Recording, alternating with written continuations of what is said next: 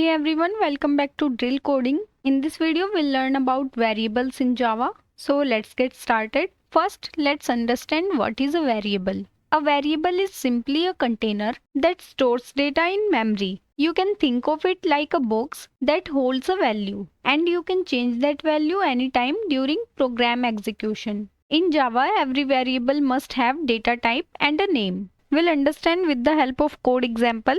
But before that, let's understand why do we need variables. Variables are important because they allow programs to store data, perform calculations, and make decisions. Without variables, programming would be impossible because we couldn't store user input or results.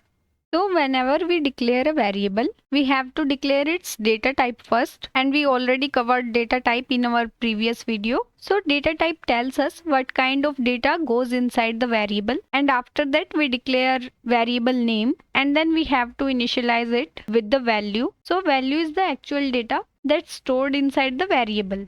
Now let's see how to declare a variable. Syntax is very simple. You have to declare data type, then variable name. This is the example. Int is the data type here and age is the variable name. Because data type is int here, so age can hold only whole numbers. You can declare like this, and in shortcut we can declare like this: data type, variable name, and then we are storing 20 into this age variable. Now let's see types of variables in Java. In Java, variables are mainly of three types: local variable, instance variable, and static variable.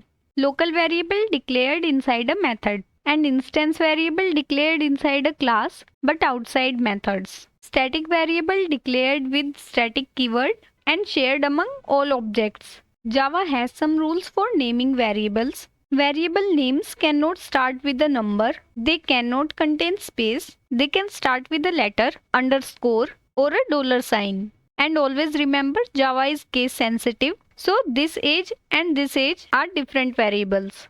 Now let's understand variable and memory concept. So variables are stored in RAM, primitive variables are stored in stack memory, objects are stored in heap memory, and reference variables store the address of objects. Now let's go to our IDE to see code example. I already wrote the code here. Let's understand this. First we create a class student profile, then this is the main method. Then we declare a variable student name. Student name is the name of variable here, and string is the data type. So we can only store string value, which we are storing Ishan Sharma. And always remember, we have to write double quotes first. Inside them we have to declare the value. Now we declare another variable which is roll number, and data type of this roll number is int. So it can only store whole numbers. That's why we initialize it with 42, and no decimals allowed because we declare data type as int. Now we declare another variable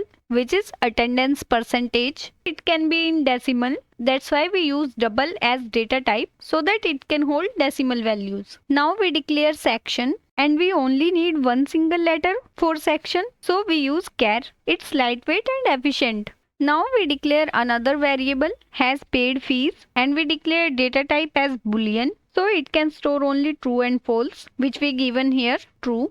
Now we declare a variable library card ID, and data type here we declare long. So long is like a big brother for int. We use it for things like library card ID because some ID numbers are so long. Now we simply printing all variables here. Let's run this code. Run as Java application. So we got output. I hope now you understand variables. Now here are some common beginner mistakes which you should avoid. Using wrong data type, starting variable name with a number, using Java keywords as variable names, and forgetting to initialize variables. Make sure you are not doing these mistakes. Now let's quickly recap. A variable is a container that stores data in memory. Java variables have data types, names, and values. And we learned how to declare variables and basic rules for naming them. In next video, we're going to cover literals, keywords, and identifiers in Java. Now let's see today's practice challenge. Here I have written some broken code. You have to spot the errors in this code and write down the correct code in comment box. If you found this video helpful, don't forget to like, share and subscribe. See you in the next video. Till then, keep learning, keep coding.